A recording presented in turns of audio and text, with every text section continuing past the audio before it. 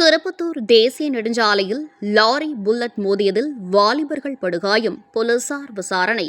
சிவகங்கை மாவட்டம் திருப்பத்தூர் தாம்பிப்பட்டி விளக்கு பகுதியில் உள்ள தேசிய நெடுஞ்சாலையில் நடந்த சாலை விபத்தில் ராணுவத்தில் சேர இருந்த இளைஞரின் கால் முறிந்தது. காரைக்குடியில் இருந்து திருப்பத்தூர் நோக்கி வந்த சரக்கு லாரியும் திருச்சியிலிருந்து திருப்பத்தூர் வழியாக திருச்சுழிக்கு சென்று கொண்டிருந்த டூவீலரும் மோதியதில் வாலிபர்கள் இருவர் படுகாயமடைந்தனர்.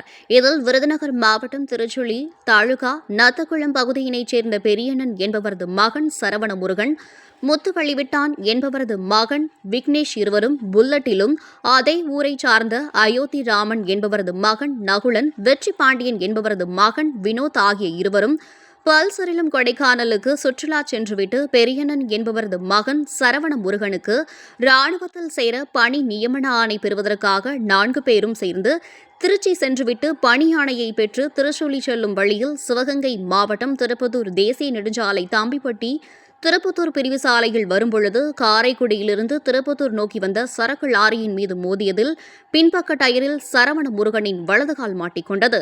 இதனையடுத்து அருகில் இருந்தவர்கள் ஜாகியை வைத்து சரவண முருகனை மீட்டு 108 வாகனத்திற்கு தகவல் தெரிவித்து விரைந்து வந்து 108 ஆம்புலன்ஸ் மூலம் திருப்பத்தூர் அரசு மருத்துவமனைக்கு அழைத்துச் செல்லப்பட்டு முதலுதவி சிகிச்சை பெற்று மேல் சிகிச்சைக்காக மதுரை அரசு மருத்துவமனைக்கு அனுப்பி வைத்தனர்.